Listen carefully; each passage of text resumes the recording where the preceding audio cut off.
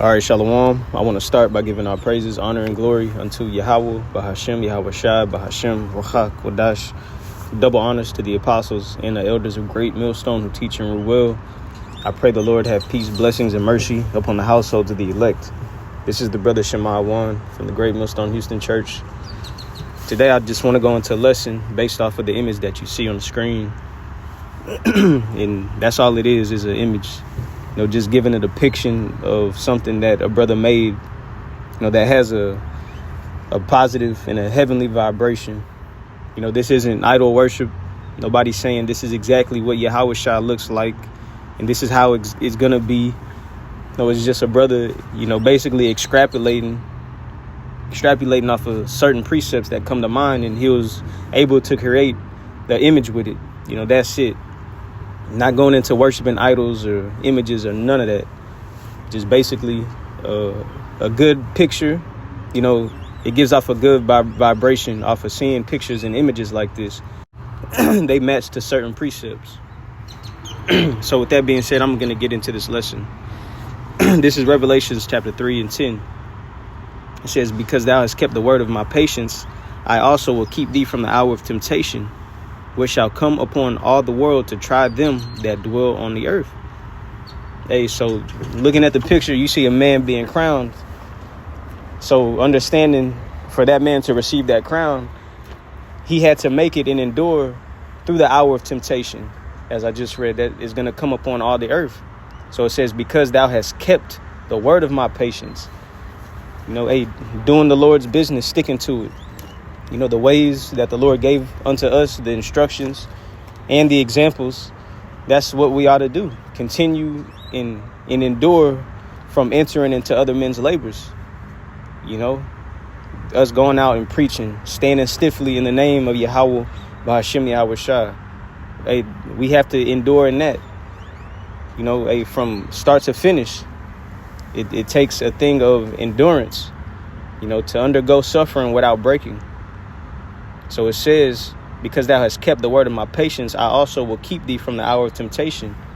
And that's on an overall aspect, not just focusing on one thing. Well, yeah, I brought the word out. No, keeping the word of his patience is a very broad action, goes into the manner of life that we live, our moral standards, our obedience, our charity, how it is towards the body, all of those things are, tangled into keeping the patience, or keeping the word of the Lord's patience.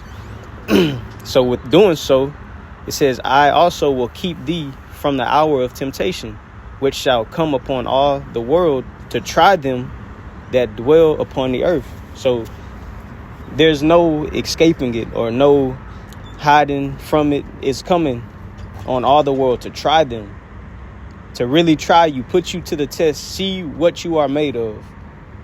That's why whenever this moment comes, the one who is going to be able to keep you from the hour of temptation, which is the Lord, right? That should give you the mindset of what you ought to be doing for who you're doing it for. We're here to keep the patience, or how to say, the word of the Lord's patience. We're here to do those things, man. Which takes somebody with a servant mentality, here to serve, knowing that our master, the one that we're obeying and showing, that love toward, is gonna keep us, protect us from whenever this time comes to try everybody in the world, because not everybody is going to be able to be kept from bowing down or giving in or folding up or breaking. So if you don't break, right, that means the Lord is going to keep you. So the next verse 11, it says, behold, I come quickly, hold that fast which thou hast, that no man take thy crown. So with being able to endure, right? A crown is attached to that. No man is going to take your crown. You didn't allow, Esau to come in a way and interfere our path to receiving the victory and receiving this crown. You didn't let laziness get in the way. You didn't let a family member get in the way. You didn't let anything or anybody or even ourselves, get in the way from this taking place.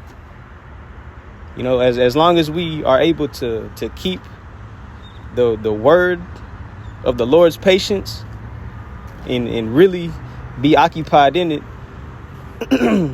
amen, a crown is receivable. A crown is attached to that if we continue to do so.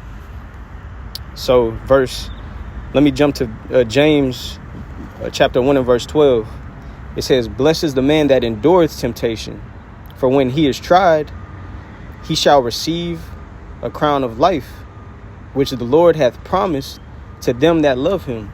So again, let me read it from the top. "Blessed is the man that endureth temptation, for when he is tried."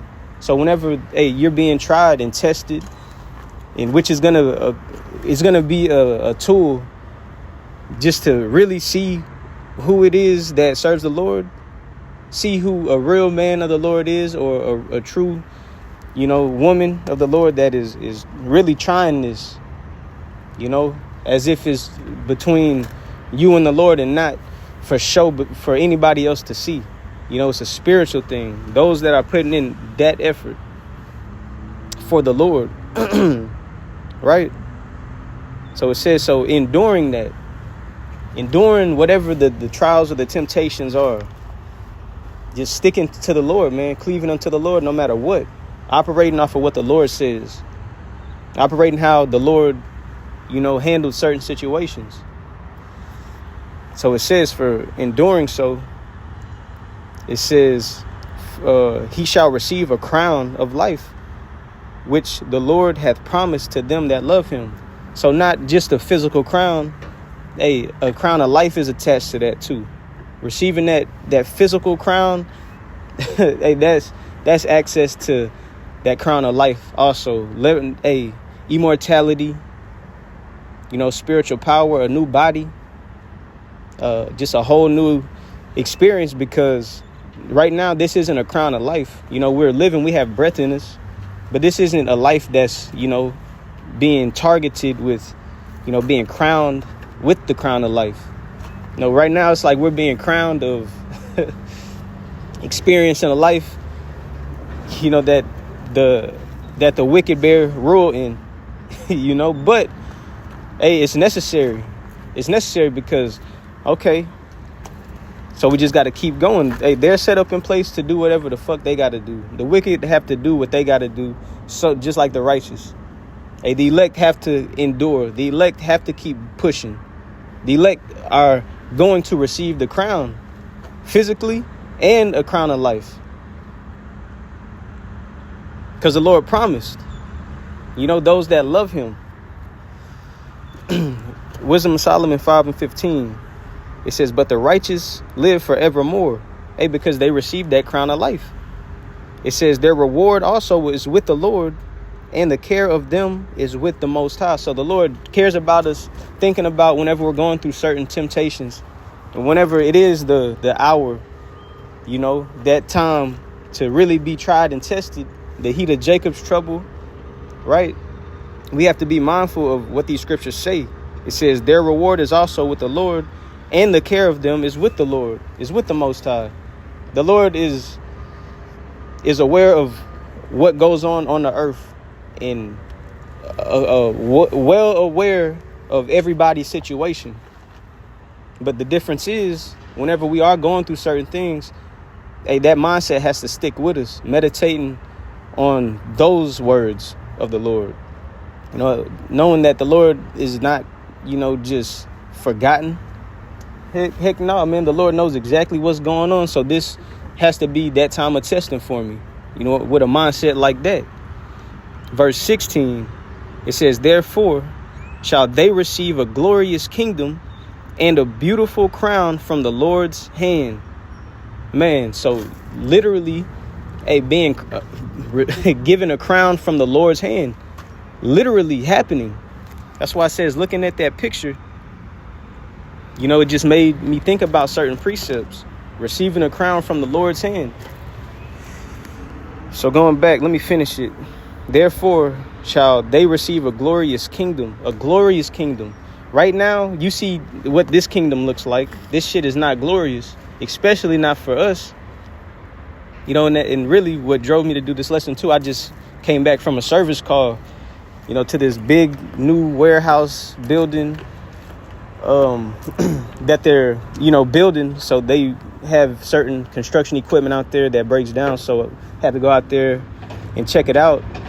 But being up there, I had to go inside of the corporate office, and it was a whole nother atmosphere in there. It looked like I was in a whole different building. And just knowing, look inside these offices and seeing these cubicles and these big, thick glass doors, and who's all behind them sitting in those seats. You know, it looked like nothing but Edomites. Nothing but Edomites. It looked different, smelled different, like had the food laid out on the table. It was a whole different type of environment. Then on the outside, you got nothing but Jake working, who will never step foot in that building. You know, that's the shit that we experience in this kingdom. That's not glorious for us. You know, Esau and these other nations, they got it. They got their consolation. And Jake, who tries to reap those same rewards and get those same benefits, they just clearly don't understand that the Lord promised us a glorious kingdom, you know, that is waiting for us to receive. It ain't on this side. It's one to come. That's attached to victory. That's attached to receiving a crown on your head and a crown of life, meaning no more death. It's never going to end. So again, it says, therefore shall they receive a glorious kingdom and a beautiful crown from the Lord's hand. A beautiful crown. Can't even imagine what it's going to look like and how it's going to be. You know, like it's going to be far out, greater than what we see in pictures like this, in movies. You know, it's going to be way above that, on another level. And it says, for with his right hand shall he cover them, and with his arm shall he protect them. So always being in the protection of the Lord, always being covered with the Lord's protection, no matter what it may seem like. Now, that's just a part of this test. The Lord is still going to protect the elect. And that's the mindset that, you know, we're going to have to hopefully be a part of that. Let me finish it right here. I'll read this one. 1 Peter chapter 5 and 4, it says, and when the chief shepherd shall appear, ye shall receive a crown of glory that fadeth not away. So it's never going to come to an end. Never going to be snatched or taken, and it's going to last forever. You know. But yeah, I really wanted to read 2nd Ezra, the 2nd chapter, from verse 42 to 47. But, you know, for time's sake, I won't be able to right now. But just looking at this image, it just brought those precepts into mind. And just, you know, seeing certain things just, you know, hey, make you react a certain way. And it's just like, man, you know, hey, that's very encouraging to look at. It gives off a uplifting vibration, because this is what we're fighting for.